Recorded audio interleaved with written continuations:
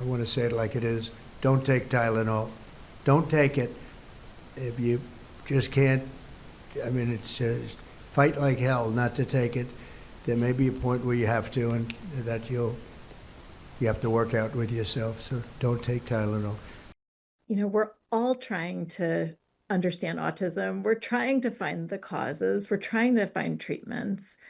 Um, and to have, um, these kinds of statements be infused into the conversation is unhelpful, and it just provokes anxiety. And I think it's going to steer people who are, pregnant to do things maybe against the advice of their physicians.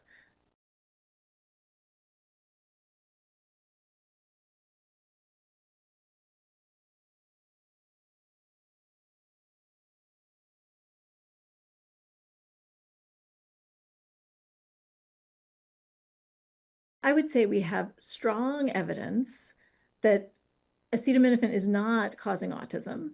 It's certainly not the cause of autism.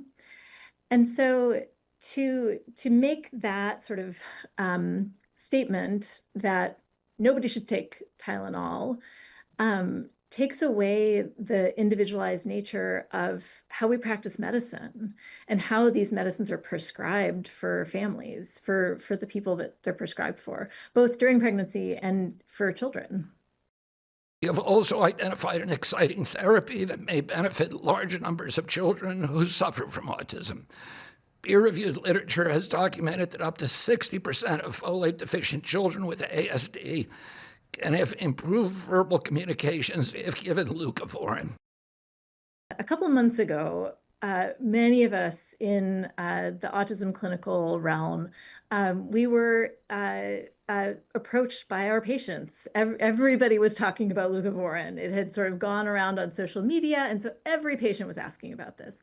And so I read up on it. I looked at what the evidence was for and against it. And here's what I concluded. There's not good evidence that it works. There are some studies, but they're small and they're not, the best studies. And so it's certainly not something I am actively recommending. Acetaminophen, is that okay? Which is basically commonly known as Tylenol during pregnancy, can be associated with a very increased risk of autism. The things that were said at that press conference aren't based in fact.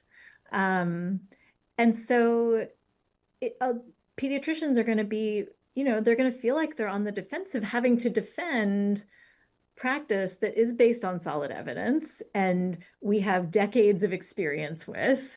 Limiting the use of this medication while pregnant. So ideally, you don't take it at all. But if you have to have a conversation with every family about why we should continue doing what we're doing, it's just not tenable.